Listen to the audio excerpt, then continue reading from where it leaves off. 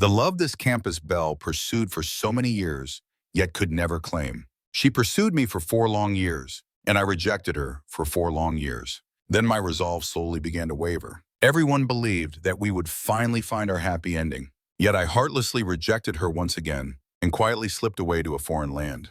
As the campus belle, Suching Yue, plunged into despair, she finally let go of this misguided affection. Everyone believed I didn't love Suching Yue, but none knew that from childhood I was frail, afflicted with an incurable heart condition. I didn't want to burden Suching Yue.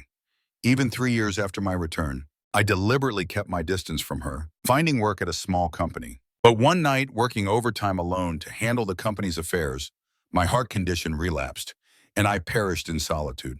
Not long after my passing, Suking Yue received the news. She uttered no words, shed no tears. She didn't even attend the funeral.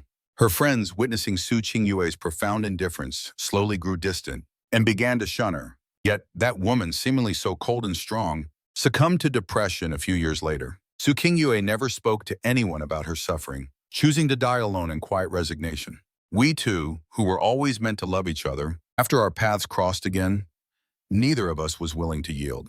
Like two lines that once intersected only to diverge once more, growing ever more distant. Therefore, after my rebirth, I vowed to leave no regrets, to save the girl who had loved me for 7 long years. I picked up my phone and sent a message to Suching Yue, whose contact remained pinned at the top of my list. I sent a message, counted down 1 minute, then swiftly recalled it. My phone received no reply. It seemed Suching Yue was too deeply wounded. She wouldn't open herself up so easily. Recalling the image of that stubborn, patient girl from my memories, my heart ached with a dull throb. Meanwhile, in the highest floor office of Su Group, Suking Yue was reviewing documents. Her stunning beauty, compared to her school days, had gained a touch of coldness and maturity. A distinctive notification sound from her phone startled her. She casually tossed her expensive fountain pen aside and opened the message from the pinned contact. The message box from Lin Bei, after all these years, clearly displayed the words, "Do you have time to meet?" Suking Yue gripped her phone tightly, her eyes fixed unblinking on the screen. She held her breath, wanting to confirm it once more. When the message before her was swiftly recalled, she remained motionless, and only after a long moment did she very slowly blink once, as if waking from a dream. The corner of Suching Yue's lips curved subtly, but that delicate smile was quickly suppressed. He must have sent it to the wrong person. Don't delude yourself. He doesn't like you. He hates you. Suching Yue picked up her fountain pen again. Suking Yue picked up her fountain pen again, but made no further movements. The ink from the pen tip stained a large black blot on the contract. She lowered her head, my image appearing in her mind. Always smiling faintly, radiant and optimistic. That was the look she loved most. Suking Yue was lost in thought when a knock on the door interrupted her musings. In an instant, Suching Yue reined in all her emotions, reverting to the resolute and decisive Director Su she usually was. At that moment, a woman with delicate features was peeking into the office. Suking Yue glanced at the time. "What are you doing here?" In the early days after I went abroad, Suking Yue's life was bleak and shattered. Shujexia, as her best friend and university roommate, had always looked after her. Later, when Suching Yue recovered and took over Su Group, Shujexia always invested her time and effort to help. Currently, she holds the position of administrative director at Suclan. Shujexia entered the office, scratching her head with an awkward expression. Suking Yue narrowed her eyes. "Intentionally wasting time will result in a deduction from your salary." "No, don't!" Shujexia quickly jumped up, slapping a document onto the desk. "See for yourself." Suking Yue casually glanced down, her gaze suddenly stopping at the top right corner of the paper. It was a resume with a square photo in the top right corner. In the photo, I was smiling freely and brightly. Suking Yue's fingers unconsciously traced the photo, and vaguely, it was as if I was truly smiling at her. Seeing Suching Yue silent for a long time, Shujexia sighed inwardly. She knew that even after all this time, Suking Yue might not say it, but she had never truly forgotten me. "Thun Wit," Shujexia probed. "Why refuse?" Suking Yue looked up, her voice firm. "If he submits his application through the proper channels, I will respect his choice." "But—" Shujexia hesitated slightly. How much had I affected Suching Yue? He couldn't be unaware. Suking Yue no longer paid attention, handing the resume back. "Just follow the procedure. After this, there's no need to intentionally update me on his matters." Suking Yue looked directly into Shujexia's eyes, speaking each word distinctly. "I don't need to pay excessive attention to an ordinary colleague. Shujixia looked at Su Qingyue for a few seconds, then sighed and stepped out of the office. When the office became quiet again, Su Qingyue's rigid body finally relaxed slightly. She cast her eyes down, her exquisite face hidden in shadow, as if veiled by an eternal, icy mist. Soon after, I donned a business suit and stood at the entrance of the Su Corporation building. The junior employees in the first-floor cafe were chatting and laughing animatedly. From the elevator, someone hastily stepped out and walked towards me. The employees immediately fell silent, each pair of eyes intently watching the unfolding situation. I looked at the cautious, reserved woman before me. She was Su Qingyue's college roommate, Zhu Jixia. In my previous life, she was the one who attended my funeral in Su Qingyue's stead. She wept genuinely, filled with profound sorrow. Yet I knew she wasn't crying for me, but for Su Qingyue. She knew that after losing me, Su Qingyue would become a soulless shell. I glanced at the name tag on my chest and bowed, greeting, "Hello, Director Zhu. I am Lam Bak, here for an interview with the legal department." Zhu Jixia buried her head, almost shrinking into herself, becoming even more timid. I was once the star of the law faculty, an outstanding student. Such a revered figure, a mere glance from me would make her tremble internally, especially since I was the dream of her closest friend. She forced a smile. "Follow me." I followed Zhu Jixia into the elevator, while behind us, the curious employees began to buzz with chatter. Director Xu came down to greet him personally. Could he be Director Xu's boyfriend? Everyone collectively labeled me as being deeply in love. I was slightly stunned as I pushed open the interview room door. The person sitting in the center was a beautiful woman with an aloof demeanor. Only 3 years had passed, yet she had completely transformed. From the once insecure, sensitive young girl to swiftly becoming a business legend in the industry. A chilling aura enveloped her, entirely different from the naive, immature girl she once was. Su Qingyue was flipping through documents. The papers turned over and over, like an interviewer meticulously examining every small detail. I paused for only a moment, and with an unchanging expression, sat down in the central chair. "Hello, CEO Su. I am Lam Bak, here to interview for your company's legal department." Su Qingyue did not look up, continuing to flip through my resume. Seeing her silence, I remained patient. For a moment, only the rustling of papers could be heard in the room. After a few more turns, she finally set down the resume, looked at me, and spoke coldly. "I have reviewed your academic background and capabilities, and there is nothing questionable. I only have one question for you. Why did you give up the opportunity to work at the Southern California court? That must be an opportunity that all law students dream of, isn't it? Or perhaps I should ask you." Su Qingyue's gaze deepened. "Mr. Lam, why did you return to the country?" Hearing this, the corner of my mouth curved, without hesitation. "For someone." Su Qingyue's expression stiffened. She forced herself not to overthink, but her gaze involuntarily fell upon me. She suddenly recalled the message she received yesterday. Was it truly sent to her? She heard her own voice grow tense, the secret anticipation within her heart, and complex emotions surged, choking her throat, rendering her unable to utter a sound. I continued to smile and said, "For my teacher, my esteemed mentor is advanced in years and is preparing to retire this year. My return this time is primarily to assist him in guiding a group of postgraduate students under his tutelage." The corner of my lips curved slightly. "Currently, it's not overly busy there, so I came here to look for an interview opportunity." The interview room fell silent, as if time itself had paused. Su Qingyue's expression was shadowed. She stared intently at the resume in her hand, remaining silent for a long, long time. Suddenly, she let out a soft laugh, imbued with an enigmatic meaning. "Mr. Lam is indeed a person who respects his teachers and values morality." Su Qingyue closed the resume, her gaze fixed directly on me. In her deep, dark eyes, a tumultuous gaze swirled. I humbly replied, "I merely do what I can." "Lam Bak, you clearly ran away, so why have you returned?" Su Qingyue gritted her teeth, uttering each word distinctly. After more than 10 minutes of confrontation since our reunion, her true emotions finally surfaced for the first time. I raised an eyebrow, thinking to myself, she finally stopped pretending to be a stranger. I was not afraid of Su Qingyue's anger at all, or rather, I even hoped she would be angry.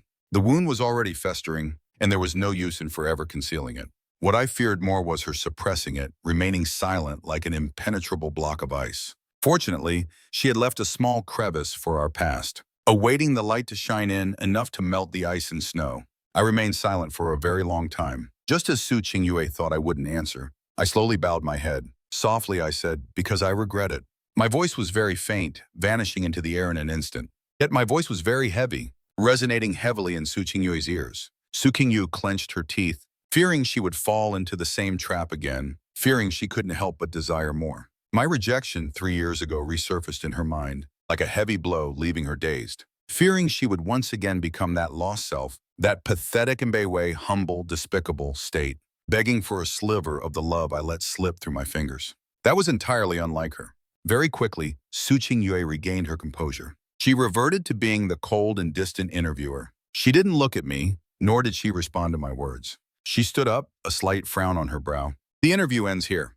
The results will be announced later by the HR department. She strode away with long steps. As she passed me, she looked down at me with a superior gaze as I sat in the chair. Then she softly said, Su Corporation is currently expanding its legal department's operations. This legal position is very important, which is why I personally conducted the interview today. It would have been the same no matter who came. The very moment the interview room door clicked shut, a smile brimming with intrigue graced my lips. Recalling Su Qingyue's words, uttered just before her departure, had she truly been indifferent to me, there would have been no need to offer me any further explanations. Yet Su Qingyue had added one more remark. Was it to caution me against Qingwit, or was it to affirm that no lingering trace of affection for me remained within her heart? The days spent awaiting the interview's outcome were far from idle for me. I indulged in food and merriment, and in the afternoons I would jog through the residential complex, finding solace in the exercise, though I feigned indifference to Su Qingyue's circumstances.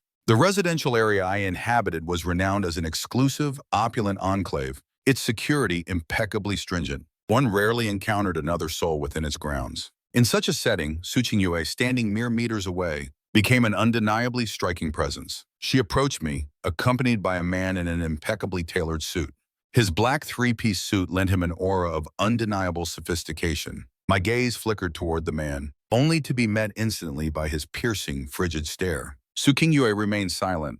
Observing my breathless state, a subtle frown creased her brow. As I suffer from a heart condition, my exertion over the past few days had been carefully moderated, remaining strictly within the bounds of what my body could bear. Only my lips, a touch too pale, betrayed a hint of frailty. Why are you here? Su Qingyue halted a few paces from me, pausing momentarily before her question broke the silence. Gasping, I lifted my head. General Manager Su, what an unexpected encounter. I reside here. Before my words could fully settle, the man who had been so pointedly overlooked abruptly inserted himself between us, extending a hand towards me. Greetings. I am Lu Wei, the project lead for Hongdot. He then turned to Su Qingyue, feigning a tone of gentle reproach. Why have you neglected to introduce this gentleman? Observing my utter lack of reaction, Lu Wei's brow furrowed, a hint of annoyance poised to create a scene, when I suddenly let out a violent cough, startling him into a two-step retreat. Su Qingyue's voice cut through the air, sudden and sharp. Mr. Lu, you may depart now. Our business for today is concluded, but we have only just begun our discussion. Lu Wei was on the verge of uttering a complaint. When he turned, he was met by Su Qingyue's frigid gaze, devoid of all warmth, fixed intently upon him. I will state this for the last time. I do not favor business partners contacting me outside of working hours. With just a terse sentence, she relegated Lu Wei back to a strictly professional relationship, crushing his every illusion. Lu Wei's face paled, unable to comprehend why a man of his capability and attentiveness failed to capture Su Qingyue's regard. Can you still walk? I looked up, only then realizing Su Qingyue was addressing me. Catching a glimpse of Liu Wei, his expression was already profoundly grim. I straightened myself. I can, General Manager Su. Although Su Qingyue always presented a cold demeanor and seemed indifferent, anyone could sense that her attitude towards my presence here was far from ordinary. Liu Wei clutched the documents in his hand, glared at me, then turned and walked away. I shrugged, a hint of helplessness. He's gone then? He didn't even get to do anything. After Liu Wei left, Su Qingyue took 2 more steps closer, examining me carefully from head to toe. Mr. Lum's complexion is truly frighteningly poor. I may need to reassess whether you can endure the workload at Su Clan.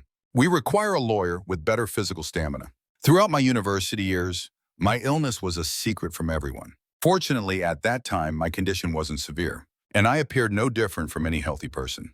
It was only after going abroad that my illness worsened. Thus, Su Qingyue was unaware of my heart condition. My illness itself was the catalyst that drove us apart before. I had no intention of concealing it, intending to let Su Qingyue uncover this truth gradually on her own. I was momentarily stunned, then the corner of my lips curved slightly.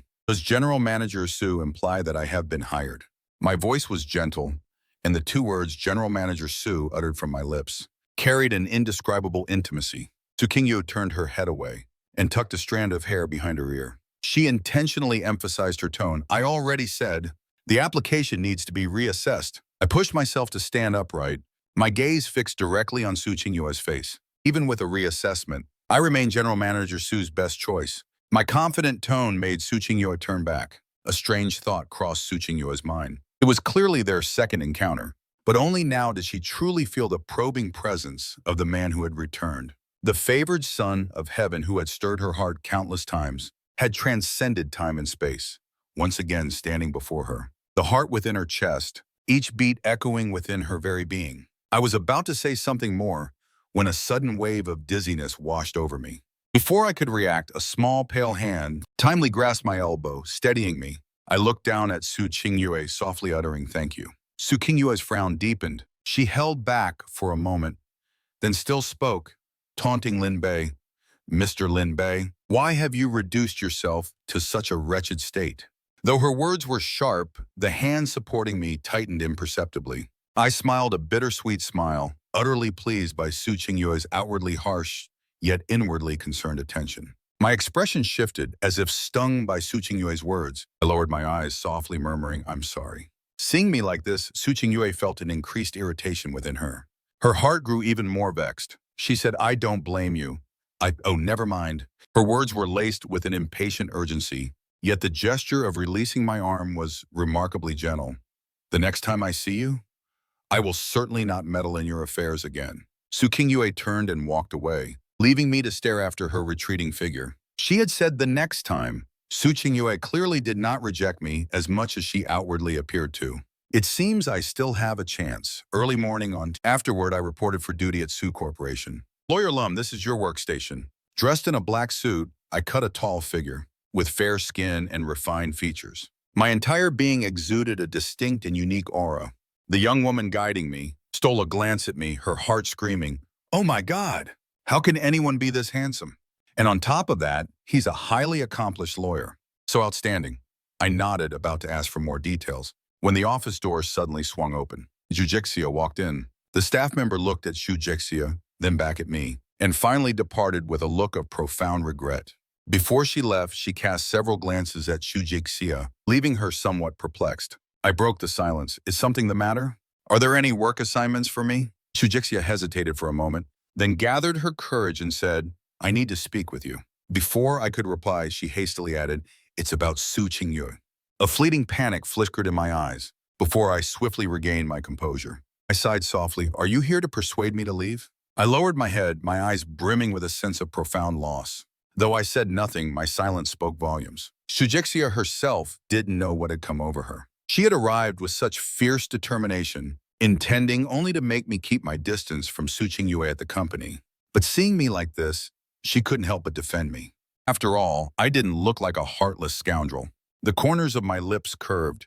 I know she despises me. Don't worry, I won't bother her. As I spoke, I looked up at Zhu Jixia, my gaze distant and lonely. Zhu Jixia's brows furrowed in thought, wondering how she could not help Su Qingyue win me back. Did she truly want her to be alone for the rest of her life? Thinking this, she gritted her teeth, disregarding Su Qingyue's earlier warning. I'm truly scared of you two. I don't care. On Thenwit's behalf, I'll ask you one question. Do you like her? Zhu Jixia puffed out her cheeks, serious and earnest as she stared at me. It was as if, once she received my affirmative answer, she would storm into the CEO's office and drag Su Qingyue directly before me. My eyes softened with a tender smile, truly touched. I subtly composed my expression, my eyes becoming thoughtful. It wasn't difficult to make Su Qingyue open her heart. The challenge was to untangle the knot in her heart, the pain of my past abandonment. As long as this knot remained, Su Qingyue might accept me again. But there would always be a boundary in her heart. I didn't want to leave any regrets. So for now, I could only proceed slowly. Seeing my silence, Zhu Jixia immediately launched into a rapid-fire monologue. I secretly peeked at Thenwit's desk. Her drawer was full of your photos. Every year on your birthday, she would disappear without a trace. No one could reach her. My birthday was the day I went abroad 3 years ago. It was also the day I cruelly rejected and humiliated Su Qingyue. Zhu Jixia grew more emotional as she spoke. For all these years, she's had no one else by her side. She hasn't forgotten you. I interrupted her. I softly replied, so you think I left Thenwit because I was ill? Sujixia had automatically conjured a grand drama in her mind. Her eyes looked at me as if I were a terminally ill patient, filled with both pity and sorrow. I spoke softly. I don't wish to make excuses for myself. That day, my departure without a word was my fault. Sujixia stood up, about to leave. I must tell Thenwit. I shook my head. My gaze was resolute. I don't want her pity. All right then, I won't tell her. But what about you? Sujixia hesitated. She suddenly found my emotional state incredibly complex. She was Su Qingyue's best friend. I had hurt Su Qingyue so deeply, causing her to break down. Her entire personality had drastically changed. She should have hated me. She should have prevented me from approaching Su Qingyue again. But seeing me like this, she couldn't bring herself to hate me. Even a voice within her whispered, it's not his fault. He and Su Qingyue are truly meant for each other. Zhujiexia felt a heavy responsibility on her shoulders, as if she had suddenly understood something profound. Zhujiexia made up her mind. She absolutely had to reunite them. Nearly half a month after I started work, I saw no sign of Su Qingyue. It was as if she was deliberately avoiding me. Even the work assigned to me was insignificant. I happily savored the idleness with a knowing air. She probably hadn't figured out how to face me yet, or more accurately, how to face our past love. There's no rush. The buffer time has been sufficient. I took out my phone. I decided if she wouldn't come to me, I would go to her. Zhujiexia and I arranged to have lunch. The two of us appeared together in the employee cafeteria. As expected, we drew many gazes. We ordered our food, then sat in a corner by the window. Look, it's CEO Hua and her boyfriend. I heard he's also a lawyer for our company. Indeed, indeed. They are truly a perfect match. I cast my eyes down, listening to the chatter. The corners of my lips curved slightly. Suchiha, seated before me, was diligently eating. From time to time, she would remark, eat this, eat this. This is good for your health. In the distance, Su Qingyue was about to step into the elevator. She stopped, looking into the cafeteria. By then, most people in the cafeteria had left. Only the two of us remained, conspicuous. I sat by the window. At times, I would eat with my head bowed. At others, I would look up, quietly listening to Shu Qiha's incessant chatter. For a brief moment, the scene was harmonious and beautiful, forming an atmosphere impenetrable to outsiders. Su Qingyue frowned. She suddenly turned and entered the staff cafeteria. Suchiha, are you so idle? So she finally arrived. Holding my chopsticks, I lifted my gaze. In that instant, I froze. Su Qingyue, however, only fixed her gaze on Shu Qiha in a low, deep voice. I remember the Hongda case has been postponed for quite some time now. And you still have time to be here. Shu Qiha's eyes immediately widened. Eyes, the Hongda case. There's still plenty of time, isn't there? Thenwit, why the sudden rush? Dating? Shu Qiha was momentarily stunned, looking at me in silence. She understood Su Qingyue's true intentions. She hastily pleaded her innocence. I have no such thoughts. I dared not before, and I dare not now. I chuckled at Shu Qiha's clumsy explanation. Immediately, Su Qingyue's frown deepened. She instinctively glanced at me, then instantly averted her gaze. She said coldly, I stood up. With an apologetic air, I spoke. It was I who wasted your time. Having said that, I turned to leave. Su Qingyue, almost without thinking, tightened her grip on my hand. Noticing my astonished look, she flusteredly released it. What on earth am I doing? Su Qingyue's brows furrowed, then relaxed. Ultimately, she said nothing, silently shifting her gaze away. My eyes lingered on Su Qingyue's face. After a moment, I gave a faint, sad smile, then turned and left. Su Qiha, who was privy to the situation, was burning with anxiety, yet dared not say much. She only sighed deeply. Thenwit, Lawyer Lambak, he didn't do anything wrong either. Su Qingyue suddenly looked up, the corners of her lips curling into a cynical smile, and said, how could Lambak ever be wrong? It's my fault for not knowing my place, loving him for so many years. In love, Su Qingyue had always been a timid, cowardly soul. She had only been brave once, and that was for me. Yet she lost utterly. Thenwit. Su Qiha had intended to remain silent, but she suddenly recalled my saddened gaze as I left, and Su Qingyue's loss of composure, all because of me. She clenched her small fists, as if she had resolved to risk everything. Why don't you give Lawyer Lambak a chance? Just as Su Qingyue was about to speak, Su Qiha cut her off. Thenwit, you understand. This is also giving yourself a chance. Su Qingyue's eyes flickered, a trace of weariness evident at the corners of her brows. For the past half-month, not a single day had her heart known peace. Just now, upon seeing me, her heart had unexpectedly found a moment of quiet. She had always been in denial, but she couldn't deny that she had never forgotten me. Let Lambak join the Hwandat project. Leaving those words, Suchingyue departed. Tsuchiha was stunned at first. Then, understanding dawned, she excitedly punched the air. Hwandat was the biggest project Suchingyue had been in charge of recently. Suchingyue was the principal in charge and had been closely following the project. For me to join this project meant I could frequently see Suchingyue. I stood before the elevator, looking at the message Tsuchiha sent, and a smile played on my lips. Noticing someone approach, I put away my phone and respectfully said, Suchingyue looked at me, standing distant from her, as she stepped into the elevator. Seeing me frozen in place, she helplessly asked, doesn't the boss use a private elevator? I clenched my fist, not daring to step inside. Am I that precious? Suchingyue leaned forward, one hand pressing the elevator button, her calm, unwavering eyes silently watching me. I took a deep breath, stepped into the elevator, and stood beside Suchingyue. Occasionally, I would steal a glance at her. Suchingyue had naturally noticed my gaze long ago. She stared at the numbers flashing on the elevator and suddenly spoke. Don't you even dare to speak? I quickly withdrew my gaze, holding my breath. The elevator doors slowly opened. I rushed out of the elevator with all my might, turned my head and smiled at Suchingyue. It makes me happy to see you again. These two abrupt sentences. Suddenly, Suchingyue's resolve melted. At the moment the elevator was about to close, a slender, pale finger blocked the elevator door. Linbei, I still haven't forgiven you. Some emotions, long suppressed, seemed to unlock with just that one sentence, colliding with the very elements in her veins, making them tremble faintly. Suchingyue let out a heavy sigh. Since their reunion, the lingering sorrow and pain in her heart suddenly dissipated by more than half. My eyes widened as I turned my head. In the elevator, which was about to close, I saw in Suchingyue's eyes a rare, youthful vitality, brimming with life, just like in her school days, mixed with a faint, fleeting smile. She was actually smiling. I was reminded of the student Suchingyue, as if she was saying to me again, you said you'd come to watch my performance. Why didn't you come? I still haven't forgiven you. Unless you absolutely promise not to miss the next one. The next one is also your punishment, to watch me perform for a lifetime. In that moment, the image of the young Suchingyue in my memory and the Suchingyue before me vaguely overlapped. I blinked, and the corners of my lips curved wider and wider. She was still as proud and soft-hearted as ever. Indeed, I had guessed correctly. For Suchingyue to take that step herself, because for someone so stubborn and fiercely proud, no matter how much I tried to approach or tease, it would be futile. Hwandat is one of the largest culinary companies in Sontan, owning many restaurant chains. On the first day Suchingyue allowed me to join the project, I stood before the company gate holding a stack of documents. A black Panamera unexpectedly stopped in front of me. The car window slowly lowered, revealing a cool, exquisitely beautiful face. Suchingyue glanced at her watch.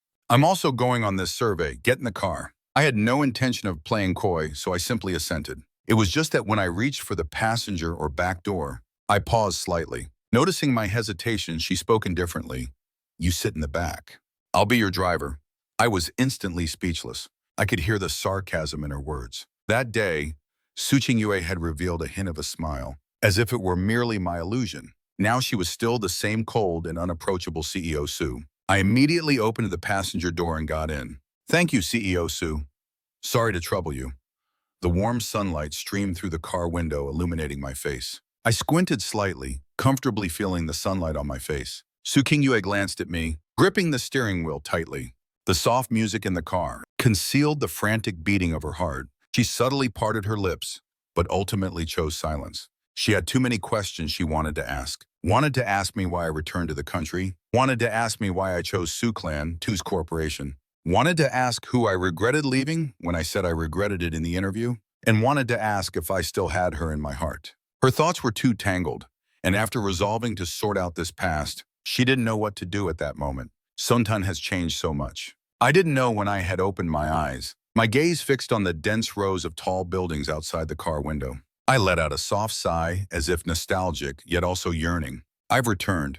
It feels like a dream. Suchingyue turned her head to look at me. I always thought you had no attachment to this place. That's why you could leave so decisively back then. Hearing that, I slowly straightened up.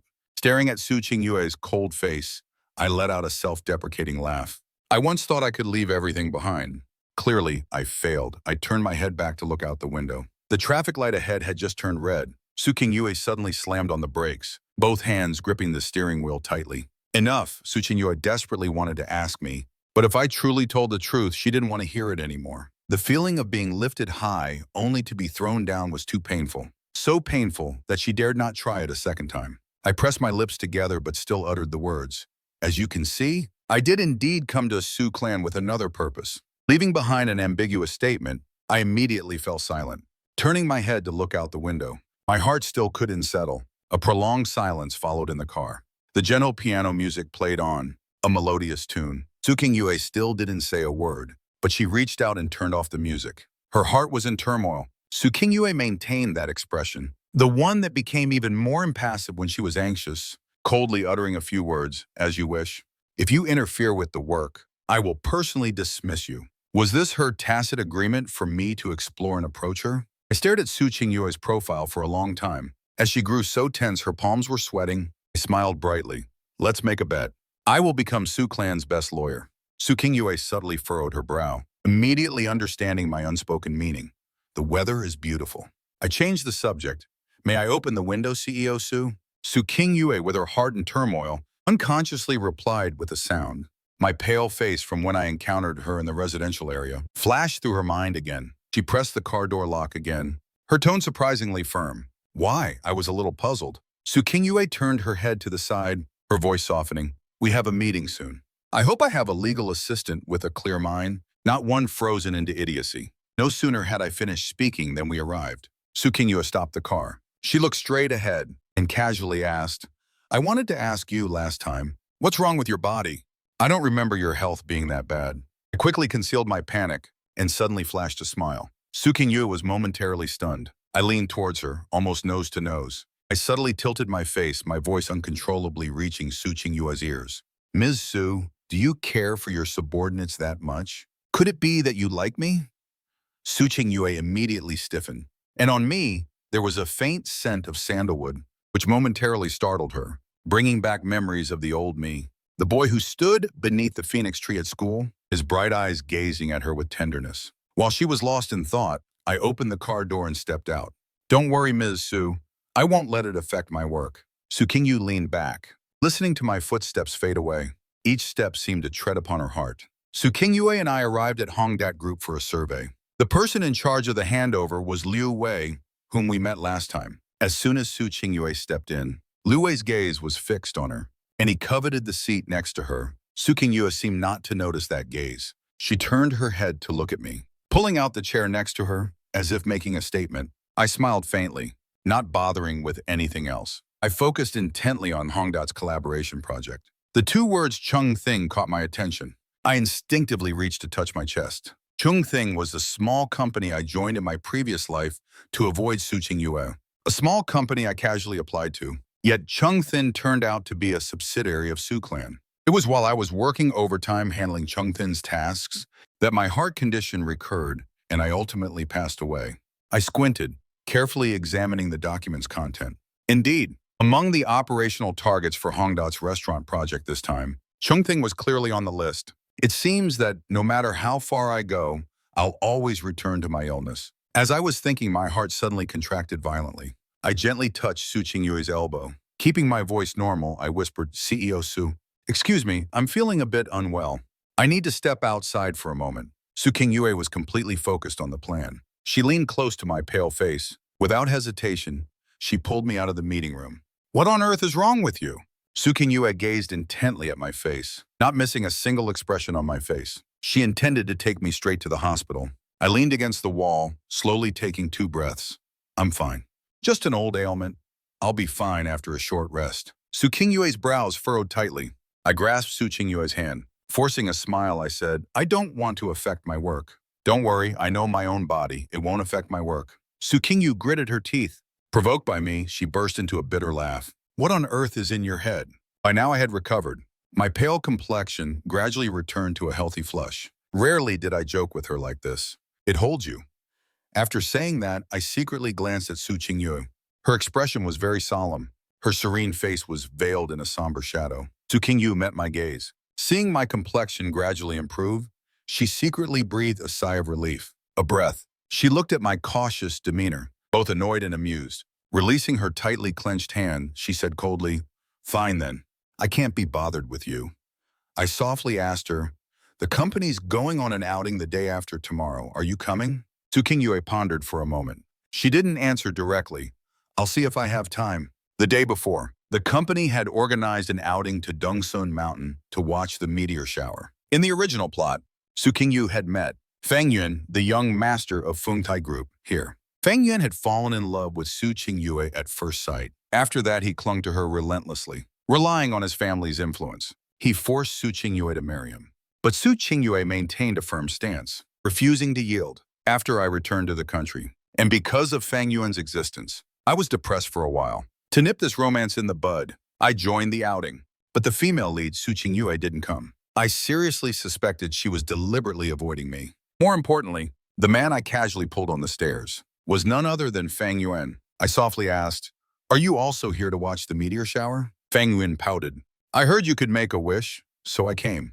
It was getting dark. The moonlight cast a hazy veil over the sky. Fang Yun asked with interest, "Do you have a wish?" The sorrow in my eyes flashed and then vanished. I smiled and said, "I love someone. My wish is for her." Fang Yun was momentarily stunned. Love, intense yet tragically profound, like the deep ocean. Bottomless and silent, it made his chest pound fiercely. He looked at me, speechless for a long time. I tried to smooth things over. The meteor shower must be coming soon. Get ready to make a wish. Yes, I'll make a wish. Fang Yun regained his composure. Silently, he made a firm resolution. He would protect my love. A sudden sound came from behind. It interrupted their conversation. I looked towards the sound. The newcomer took 2 steps forward. Her exquisite face gradually revealed itself under the moonlight. Su Qingyue spoke with a chilling tone. "It seems I've arrived at an inopportune moment. I apologize for intruding on you both." She was cloaked in a long black coat. It accentuated her already tall stature, her legs seeming to stretch endlessly. A gray knitted scarf was casually draped over her wrist. Loose strands of hair, not meticulously styled, fell naturally before her eyes. Her face, pale as jade, was tinged with a delicate blush, softening some of her usual cold, distant, and unapproachable demeanor. Only upon seeing me safe and unharmed did she halt, exhaling a silent sigh of relief. Even after all this time, she was still as beautiful. No wonder the young master, Fang Yun, was so captivated by her at first sight. I turned my head and glanced at Fang Yun. His face held no trace of infatuation, but rather a subtle wariness. "Who are you?" Su Qingyue cast a fleeting glance at him, but he offered no reply. "What is the matter with you?" Jujexia said she couldn't find you. I was momentarily stunned. In Su Qingyue's anxious gaze, I sensed a flicker of unease within myself. I replied almost unconsciously, "I was searching for a spot to watch the meteor shower." Su Qingyue's gaze settled on me, seated amidst the fallen leaves, my demeanor feigning nonchalance, concealing the anxiety she'd felt upon receiving the call, and the panic that had driven her to rush up the mountain. She silently offered me her scarf. When I didn't react, she slowly began, "Sit on the scarf. The ground is terribly cold."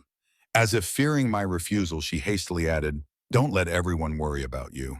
I took hold of one end of the scarf and looked up at her, asking, "Can you watch it with me?" Su Qingyu stiffened abruptly. She cast an unnatural glance at Fang Yun beside her, who seemed to instantly grasp the unspoken message. He quietly turned and departed, his expression laden with unspoken meaning. Once we were alone, Su Qingyue turned back to me, her slender fingertip pressed against her lips. She let out a soft shh and then said, "I don't have time." I let go of her hand, my face darkening, my voice heavy with resignation.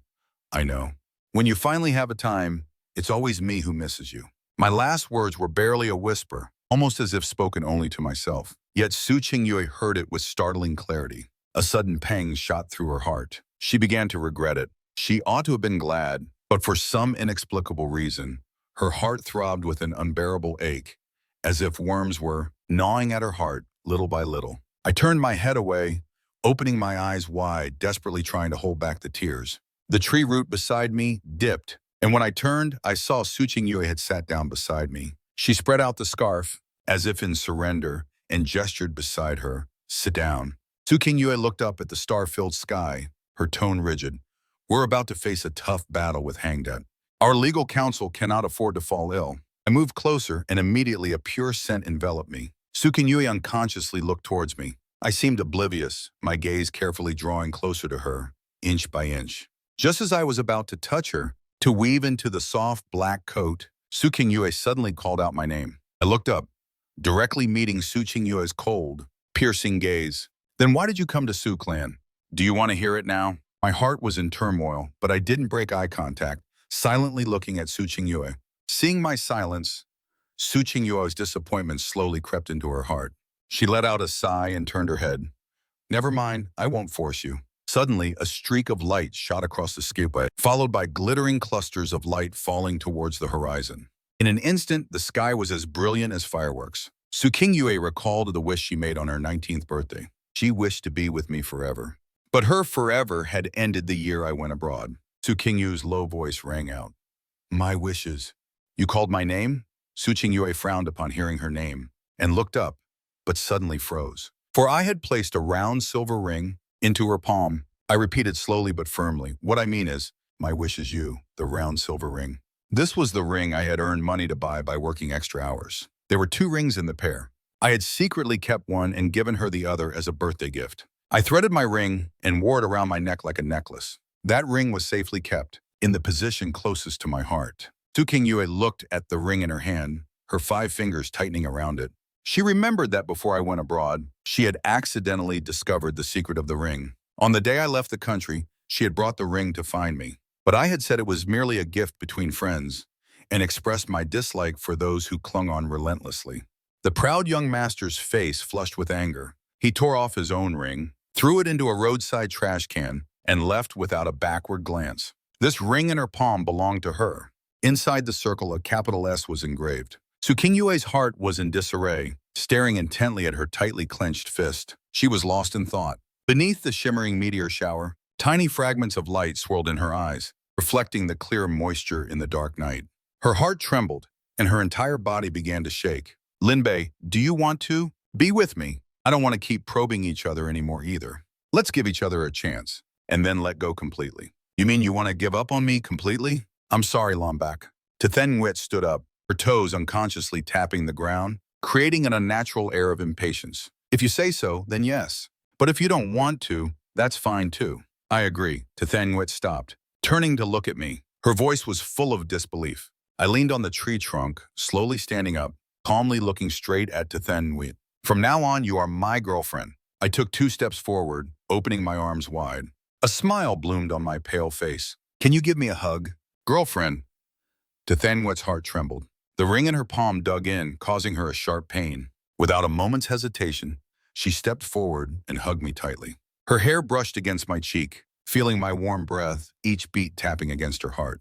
I held Tethen Wit close and softly said, let's have one really good date, okay? Tethen Wit's faint tremor from her chest reached my ear. I chuckled softly, hugging her tighter. Suddenly, a small hand pinched the excess skin at my waist. Her voice, cold and low, tinged with a subtle sensuality. So now, boyfriend, can you tell me, what's wrong with your body? Under the silent night, Tethen Wit saw a fleeting hesitation in my eyes, immediately followed by a not-so-friendly smile I gave her. Right now, your boyfriend wants to kiss you more. Tethen Wit's pupils dilated. Her earlobes immediately flushed crimson. She was flustered by my boldness and directness. I lowered my head, my warm lips just touching Tethen Wit. The unique scent of a young woman seemed to permeate every corner of my mind. In my head, the thought repeated that I just wanted to kiss her fiercely. Just as Tethen Wit was lost in my breath, I suddenly pushed her away. My warm breath brushed against her face. Do you have anything else you want to ask? Suddenly, a finger was placed on my lips. Tethen Wit's voice was soft. I also want to kiss you more. Very soon after, a passionate kiss, like a surging wave, washed over me, clutching at my lightly beating heart. In Tethen Wit's undisguised love, I suddenly felt an inner peace. Huangdat's meeting was nearing its end. From the very beginning, I had felt Luvi's unfriendly gaze fixed intently on me. I showed no fear, meeting that gaze directly. As for Tethen Wit next to Luvi, she seemed to be paying most of her attention to me. The moment I made a slight movement, she would lean closer, asking softly. I quietly took Tethen Wit's hand, which was resting under the table. I'm thinking about when we'll go on a date.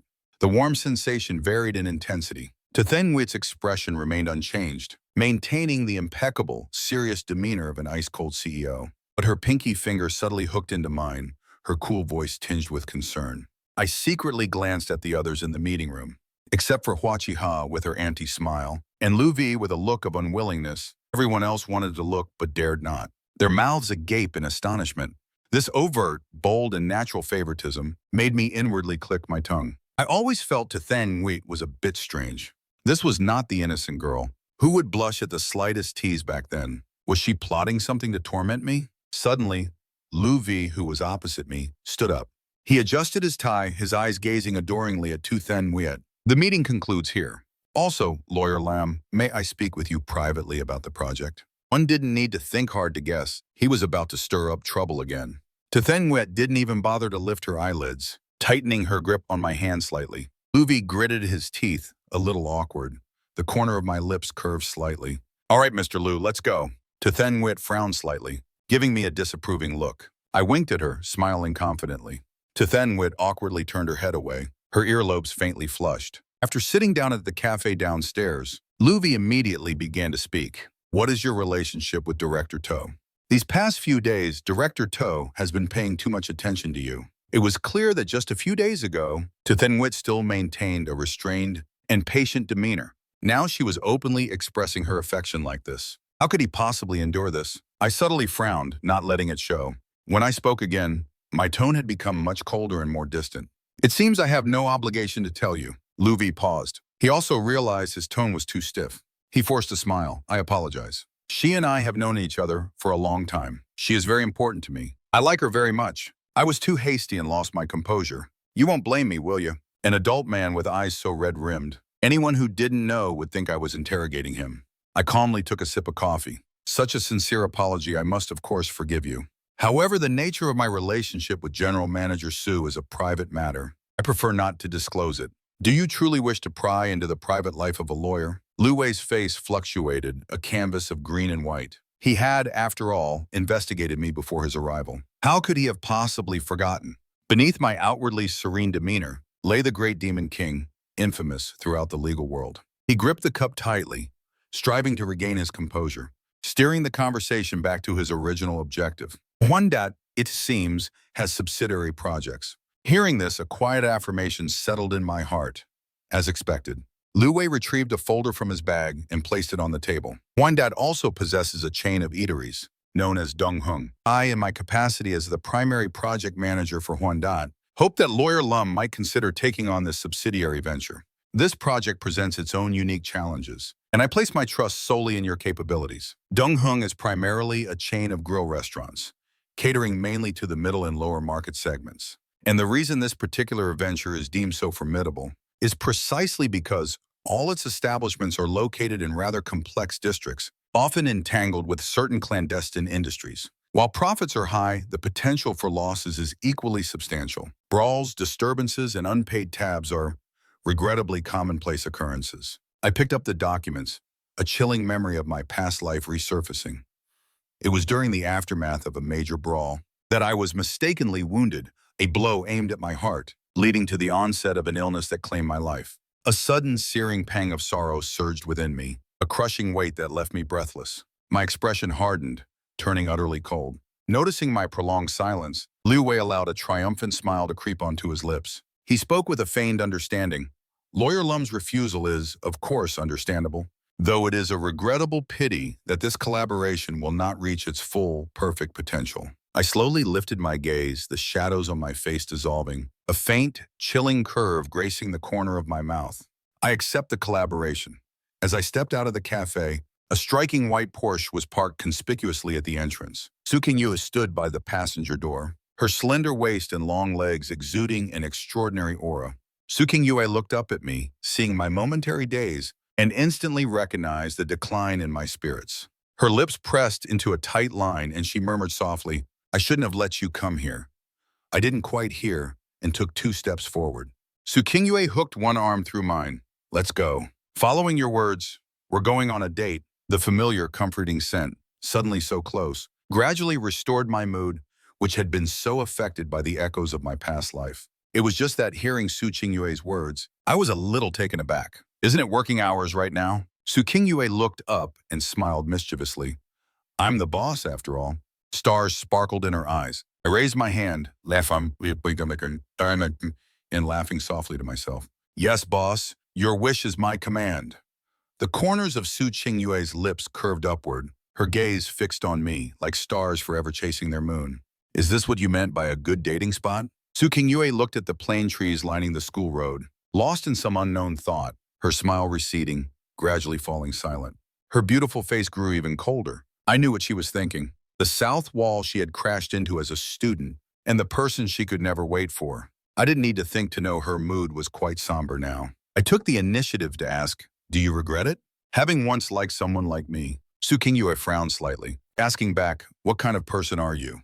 Her brows were tightly furrowed, showing no hint of embarrassment at my directness. A moment later, Su Qingyue sighed softly, answering my question with a serious expression. I have never regretted it. The wind scattered the fallen plane tree leaves across the ground. The hurried leaves clung to Su Qingyue's skirt. She bent down to pick one up, naturally changing the subject. These trees are still just as they were. I felt a touch of regret. It seemed the time wasn't right. Su Qingyue was not yet ready to untangle this knot in her heart. Suddenly, a joyful exclamation softly rang out, breaking the indescribable atmosphere between us. A woman wearing glasses, clutching a bouquet of fresh flowers, looked at me with longing. Lin Bei, is it really you? I assessed the woman before me, recognizing her as Jia Wan, a former university classmate. Xiao Wan pushed up her glasses, saying shyly, is it really you? I haven't seen you since graduation. I, Lu Tu, taught lessons. It's just the right time. I have something I want to return to you. As soon as she finished speaking, she suddenly seemed a little agitated. Su Qingyu, who had been standing to the side, pretending as if nothing was amiss, immediately interjected, stepping to stand in front of me. Excuse me, he already has plans with me today. It was then that Xiaowan finally noticed Su Qingyue beside me. The person who had enthusiastically pursued me for 4 years in university, the famous campus belle of the neighboring academy, a true goddess. Xiaowan clutched the flowers, bowing her head, her face slightly flushed. She actually admired Su Qingyue's courage greatly. Even in university, I had never accepted Su Qingyue, but it seemed we had experienced a romance known to all. If she had been a little as brave as Su Qingyue back then, would the outcome have been different? I seemed to realize something, and gently patted the back of Su Qingyue's hand. You retrieve your item first. Su Qingyue's voice carried a hint of jealousy. Is it that important? I gave her a chiding look. I walked up to Xiao Wan. Thank you for keeping it safe for me. We can get it now. Unexpectedly, Xiao Wan pulled out an envelope directly from a thick stack of books and handed it to me. I was utterly surprised. For someone I might not meet again in the future, she always carries my things with her. Su Qingyue's eyes immediately grew wary. She took a few steps back, but didn't come closer. Instead, she turned and left. I didn't take the envelope either, but waited for Xiao Wan's next words. Those who are sincere shouldn't be easily hurt. Seeing the unspoken understanding and quiet tenderness between the two, Xiao Wan didn't say much more. She smiled with relief, tucked the envelope into the book, and handed the entire book directly to me. I lowered my head and looked down. The book was titled Sahara Stories. On the cover, a sentence was written in black ink. Every time I think of you, a grain of sand falls from the sky, thus forming the Sahara. People will ultimately be haunted their entire lives by the things they couldn't have when they were young.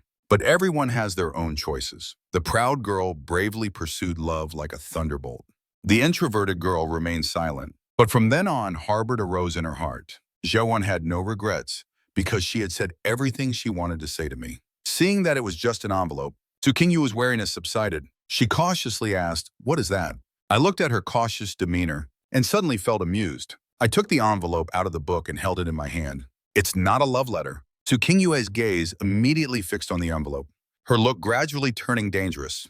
Before she became utterly inconsolable, I slipped the envelope into Su Qingyue's hand. It's for you, CEO Su.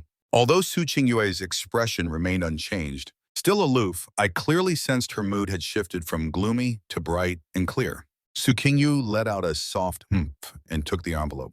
Her slender fingers opened the letter. Inside, there were only a few brief lines, but her gaze grew even more tender. Before we watch the next performance together, we will be together. It was a memory of my promise from years ago. They were the words I didn't get to finish saying under the phoenix tree that year. It was the sincerity hidden in every small detail that you had never discovered. I lowered my head and slowly began to speak. Due to some unforeseen circumstances, I went abroad, so I didn't get to send it to you in time. I hope it's not too late. Feeling as if I had just dropped a bombshell, I anxiously awaited Su Qingyue's reaction. However, the plot didn't unfold as I imagined. Su Qingyue hugged me tightly, pressing her face against my chest. It's not too late. I couldn't see Su Qingyue's expression, but I felt that ever since I returned to the country, Su Qingyue had been as tense as a violin string. Now that string had finally loosened. She was afraid of me getting close, and even more afraid of me leaving. Desire and pride constantly tore at her heart. Perhaps this was also why in her previous life she quickly fell into depression and death after learning of my demise. Therefore, I must give Su Qingyue a steadfast choice in love. Otherwise, she will still be trapped in anxiety and uncertainty and meet her predetermined end. In the evening, I sat on the sofa, drinking traditional medicine and lost in thought. It seems she must have gone back to investigate that night. She knew about my illness and roughly guessed the reason for my departure. I said that her attitude had been strange since that night, so she really intended to start over with me. No wonder she was clearly anxious and uncertain about this relationship. Yet now, facing me, she didn't back down at all. I failed a little. I still made her feel guilty. I mumbled to myself on the sofa. I took another sip of the medicine, the bitterness making me squint. The current situation has indeed disrupted my rhythm a bit. Initially, I still wanted to continue with Su Qingyue and experience a period of office romance. But this doesn't seem so bad either.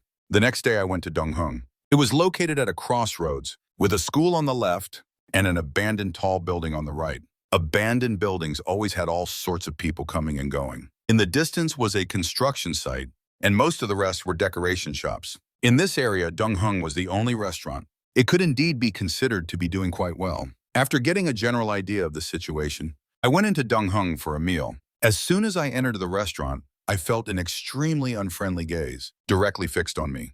I coldly turned my head to look back. It was a burly man in a black tank top. Next to him sat a few scattered subordinates. I remembered him as Wang Long, the leader of this group of troublemakers. I walked straight to a corner, sitting by the window. In my previous life, after Wang Long had dined and dashed once, he had laid hands on the waitress. The waitress was a young girl. Out of anger and indignation, she resisted quite forcefully, accidentally knocking over a bottle of wine on the table. Wang Long, already drunk, became even more furious, grabbing the wine bottle and began to beat the young girl. And no one around dared to intervene. At this moment, 3 or 4 students passing by after school rushed in. By the time I managed to get there, it had already escalated into a large-scale brawl. In the chaos, I was pushed to the ground, suffered a heart attack, and died due to lack of timely medical attention.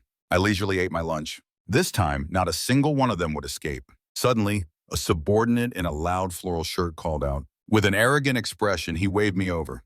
"A new face, come here and have a drink." I pretended not to hear, finished my last bite, straightened my clothes, and stood up to leave. The subordinate, receiving no response, felt humiliated and angrily rushed over to grab me. Yet, before he could even touch my arm, he was thrown backward by a strong force. The henchman's face flushed red as he struggled frantically, but he found that a pair of seemingly weak hands clutched him tightly like a steel vise. The pain made him bare his teeth and glare. My expression remained unchanged. The moment the henchman cursed, I tightened my grip.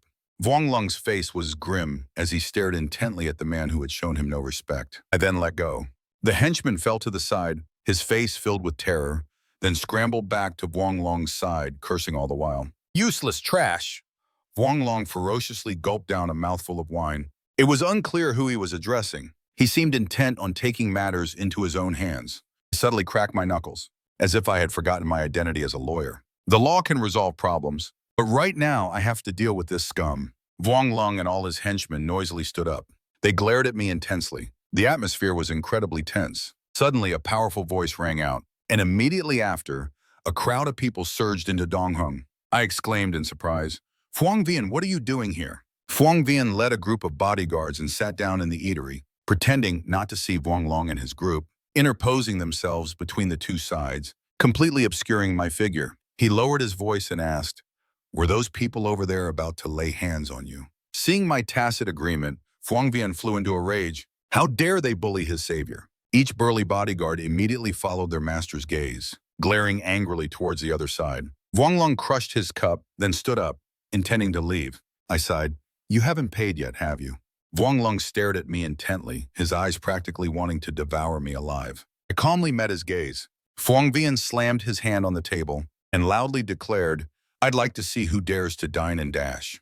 Wang Long looked at the bodyguards, who nearly filled the entire eatery, his expression unsightly. He fiercely kicked the henchman next to him. "Get the money out." The henchman hurriedly pulled out a large wad of cash and threw it onto the table. They fled in a panic. Fuang Vian immediately turned to look at me. "Brother Lam, are you all right?" My father has a project at the construction site over there. I came here to supervise it. What are you doing here? I shook my head. This is a project I'm in charge of. I came to sort something out. Phuong Vien breathed a sigh of relief. So that's it, but how do you plan to deal with those hooligans? For the crude, one must use crude measures. Let me help you. After that, Phuong Vien called in group after group of bodyguards, in a simple and brutal manner, just to ensure Dong Hung operated normally. And so the disturbances gradually decreased. At the same time, because safety was enhanced, business also prospered day by day. I never expected the corporation's bodyguards to be used for this purpose, but I found myself caught between laughter and tears. Even the students who previously dared not come now frequently visited Dong Hung. I arranged preferential prices for the school students and also created some simple job positions so that students from difficult circumstances could have an opportunity to earn money, preventing them from straying due to financial hardship. At this point, the students who had helped me in my previous life had also received their just rewards, and I too could be considered to have avoided an untimely death. Dong Hung was now resolved. However, during my investigation, I discovered that among Vuong Long's small group were several wanted criminals. Furthermore, the number of other criminal hooligans was also not small. Evil begets evil. I folded the documents and submitted the criminal evidence I had gathered over the past few days against Vuong Long and his accomplices to the police. However, a few days later, while I was inspecting work, a strange noise suddenly came from behind me. I vigilantly turned my head. Seeing that I had recognized him, Vuong Long no longer hid. He jumped out holding a knife. His entire appearance was wretched. It seemed that under the police's pursuit, he had endured several days on the run. He raised his knife, his eyes filled with malice.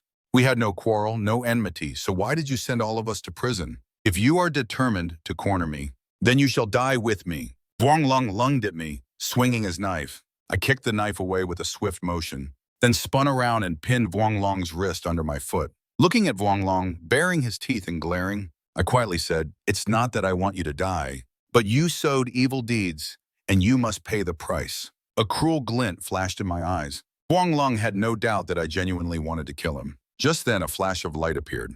Vuong Long's other hand pulled out a dagger from within his clothes. I retreated in time, but my ankle still suffered a wound. I took 2 steps back, suddenly feeling my heart pound. It seemed my past life still affected me. Seeing this, Vuong Long quickly stood up and lunged at me, stabbing with the dagger. In that critical moment, several black-clad bodyguards emerged from the alley.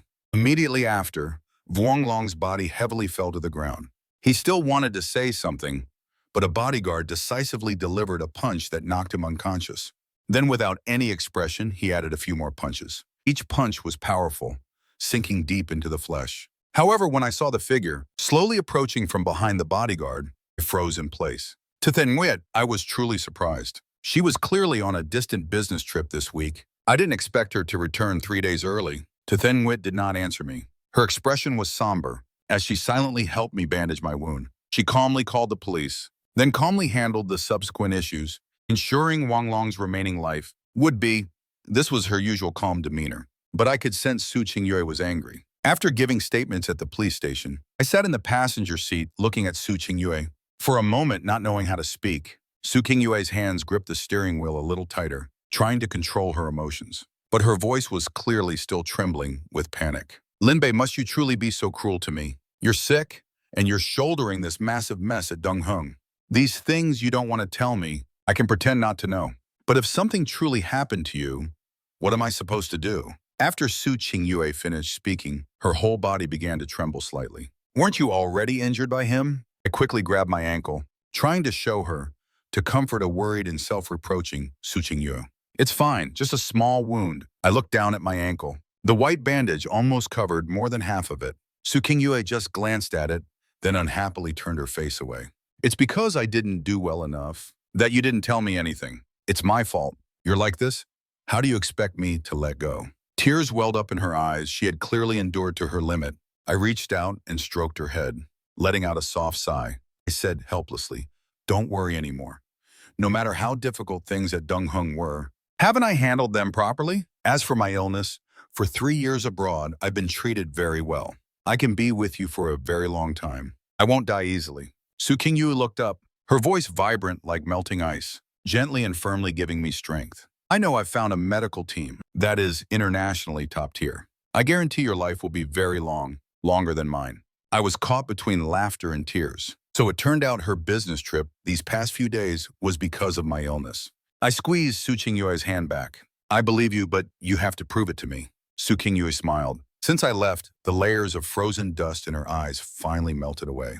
A wave of warmth rose in my heart. With Su Qingyue's personality, after knowing about my illness, she would absolutely not let go. But this wasn't excessive possessiveness, but rather deep anguish in her heart.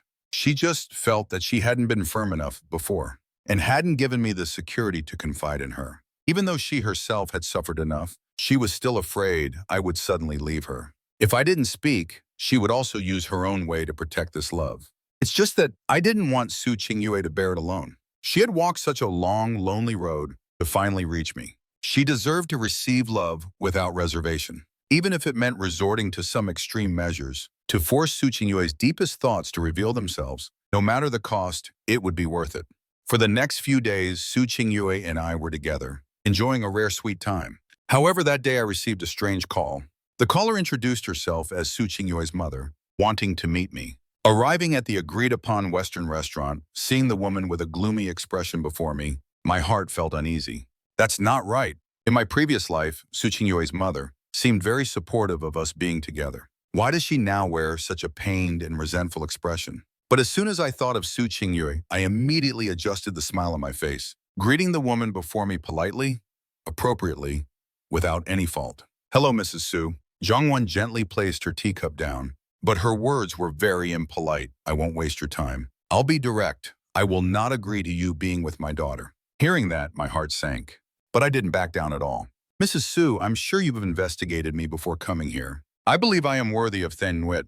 All the objective factors you're unhappy with, I can overcome. Zhongwan looked up at me, seeing my confident and resolute demeanor. My calm and generous presence seemed like a good young man. She sighed, I admire you. However, there are still things in this world that cannot be overcome. Zhongwan, with the air of an experienced person looking at a young man, took a sip of tea. I know with your ability, you can achieve these things. But Then Wit isn't worth you paying such a price for her. I quickly waved my hand. Zhongwan said with a heavy heart, wasn't it just a few years ago that I urged her to get married once? Yesterday she told me she wanted to get married already. So hastily? Clearly Zhongwan seemed unable to continue, drinking several sips of tea to calm her anger. As for me, I felt a little confused. I quickly explained to Zhongwan, she's not marrying me just to appease her family. We truly love each other. Zhongwan said, Mr. Lum, you are so intelligent. You must know she has loved someone for a very long time. She loved him to death and back. How could she quickly marry someone else? This time I was truly caught between laughter and tears. I carefully began, what if the person she's loved for a very long time is me? Zhongwan instantly froze in place. Absolutely impossible. Seeing Zhongwan speak so emphatically, I started to doubt myself a little. Su Qingyue wouldn't have any other white moonlight, would she? Seeing that Zhongwan seemed to have misunderstood something, I carefully explained everything to her again. I even took out some photos from our university days. In the photos, it was the two of us in our youth, standing beneath a phoenix tree, smiling radiantly and freely for the camera. I looked into the camera while Su Qingyue leaned against the tree, her gaze fixed intently on me. This photo was taken after her performance, captured by someone else. Both of us had a copy. At first, Zhongwan remained skeptical, but as soon as she saw this photo, she believed completely. She slammed the table. This girl, Then Wit, a few years ago I often saw her, gazing at this photo, forgetting to eat or sleep. Every year, on the same day, she would act up with anguish. And after returning, she would be utterly haggard and worn. As she spoke, an indescribable expression appeared on Zhongwan's face. She even secretly shed tears over this photo. Hearing this, a very subtle realization dawned on me. Zhongwan continued, I thought the person she liked was no longer in this world. A mix of amusement and heartache welled up within me. Su Qingyue truly was such a fool, so cold and arrogant on the outside, yet when she missed me, she would still secretly weep over my picture. After Zhongwan understood everything, her attitude immediately did a complete 180-degree turn. She instantly changed her tune. My wonderful son-in-law, may you have 100 years of happiness and many precious children soon. Don't tell Then Wit that her mother came to see you. If she knew I told you those embarrassing stories about her, she'd surely tell her father. I hummed in acknowledgement, then pointed towards the door. Auntie, it might be too late. I saw a girl with a cold, alluring demeanor standing by the window, looking at me with a faint, almost imperceptible smile. Zhangwan gave a bitter laugh. Her father will say I'm meddling again. With that, she hastily grabbed her bag and scurried away. See you! Not long after Zhangwan left, Su Qingyu opened this door to the private room and stepped in. She naturally sat down opposite me and called the waiter to order. All were dishes I liked. I rested my chin on my hand, admiring her elegant and beautiful movements. I casually asked, how did you know we hadn't eaten yet? Su Qingyu had closed the menu and pointed in the direction Zhangwan had just left. When my mother goes to confront someone, she won't order any food. Firstly, for her image. Secondly, to ease the tension. I recalled Zhangwan continuously drinking tea just now and couldn't help but chuckle. My mother is actually very approachable, but she secretly snuck away and cried over your picture. You're very adorable too. Su Qingyue choked, coughed for a while, and then straightened up. Her fair face flushed crimson. She turned her head, feigning calmness. Don't believe my mother's words. I didn't. I felt an urge to tease her, but Shu Jixia said the same thing. The blush on Su Qingyue's face hadn't faded yet. She gritted her teeth. I think Shu Jixia really wants to work overtime next month. The corners of my lips curved slightly. Are you denying that you miss me very much? Su Qingyu was embarrassed, but stubbornly said no. I'm only denying that I cried while looking at your picture.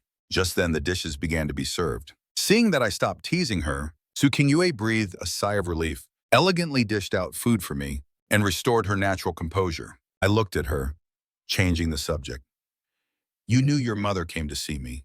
Weren't you worried? What if she persuaded me to leave you, or revealed other secrets about you? Su Qingyue gazed steadily at me, her tone serious. No worries. I trust you. You can know everything about me. My entire being I can entrust to you. Hearing these words from Su Qingyue, I had no doubt that she could truly do it, because she never spoke of love, only offered promises. Time seemed to halt at this moment. In that instant, there was only me, who had secretly loved her for years, and Su Qingyu, who had always strived to draw close to me. For the period that followed, neither of us brought up the past again, but instead began a sweet courtship. Su Qingyue had never cared about others' opinions. We were quite bold in expressing our affection. Basically, the entire company knew that the ice-cold CEO, after 1,000 years, had finally achieved her wish and was now with her university white moonlight. The other person was also a talented lawyer who had just joined, who solely based on his appearance and professional ability had already caused quite a stir. He was even once mistakenly thought to be Director Hua's boyfriend. Before that, because of the blown kiss between Shu Jixia and me, the gossiping colleagues were all silenced, secretly accepting the dog food that none other than CEO Su herself fed them. Everyone had to say, "Congratulations, CEO Su." That day, I was waiting for someone by the elevator door when a petite girl excitedly rushed over. Lin Bei, long time no see. She was an assistant in the legal department, named Mo Huan. Her personality was pure without ill intent. After a few interactions, she was considered a fairly close colleague of mine. However, she had recently been on a business trip and wasn't at the company. Mo Huan was overjoyed, bouncing on her high heels. Lin Bei, let's go downstairs for coffee later. Just as I was about to say something, a humph interrupted her. Su Qingyu stood behind her, a finger placed on her lips. Noticing my gaze, she slowly lowered her hand, her cold, serene eyes looking at me, as if reminding me, you already have a date with me. I smiled at Mo Huan and said, I'm sorry, I have plans today. How about I treat you to a drink next time, okay? Perhaps between Su Qingyue and me, the atmosphere was truly unusual. Mo Huan grew wary. She probed, asking. Hearing that, I suddenly realized.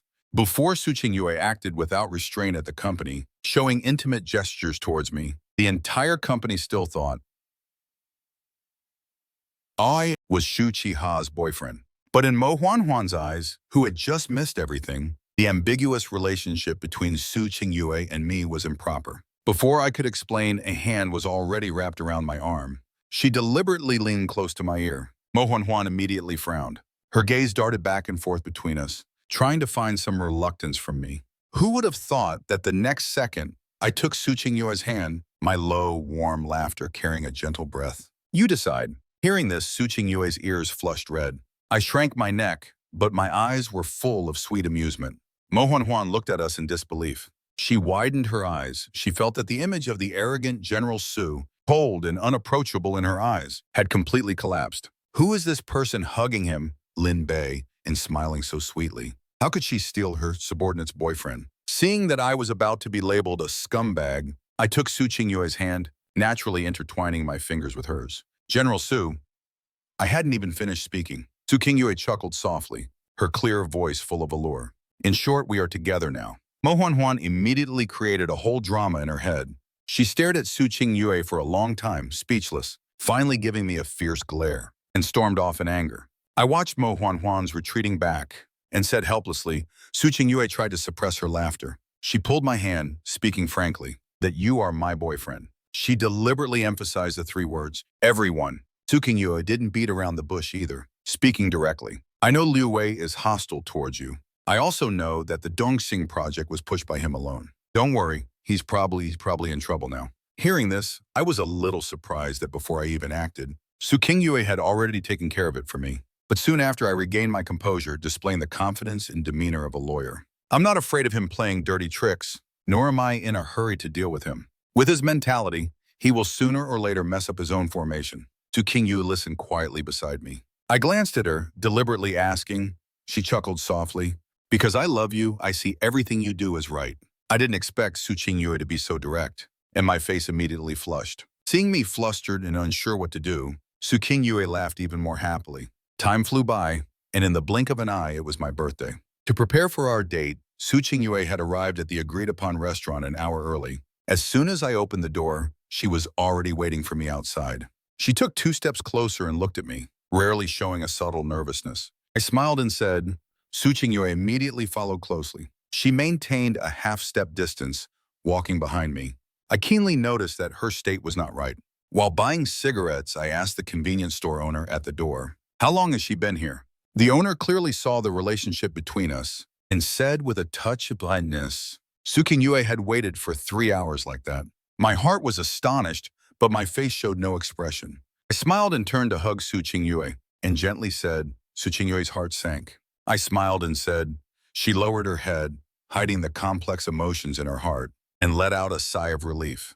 Very quickly, they both entered my house. Su Qingyue proactively said, I'll go to the kitchen. After speaking, she rolled up her sleeves, revealing her jade-white arms. After opening the refrigerator, her movements paused slightly. She hesitated slightly and asked, just do a few simple things, okay? I sighed deeply. Su Qingyue had never spoken about her past traumas, but that trauma always affected her with an irresistible attitude. Outwardly cold and strong, but in reality, afraid of gaining and losing, extremely lacking in a sense of security. He couldn't bear to lose her again. I didn't say it out loud, naturally taking the vegetables from Su Qingyue's hand. Of course, you underestimate me too much. Su Qingyue lowered her eyes. Her usual flowing hair, falling over her forehead, couldn't hide her gentle smile. In the kitchen, I focused on washing vegetables. Su Qingyue was made to sit and rest on a chair. She stared intently at my serious face, the corners of her lips unconsciously curving upwards. I felt the burning gaze from behind and couldn't help but marvel at Su Qingyue's change. The kitchen suddenly became very quiet. Only the interwoven breaths of the two of us remained. Finally, I couldn't hold back any longer. I stood up and hugged Su Qingyue. The moment our lips met, the ambiguous atmosphere instantly heated up. I leaned close to her ear and asked, your love has given me enough confidence and courage. But I want to tell you, you are just as wonderful. I will never leave you. Su Qingyue leaned into my embrace. Her voice, usually so calm and aloof, now trembled. Her voice was soft and slow, like a drifting feather that had finally found its harbor. I understand. Thank you for this choice.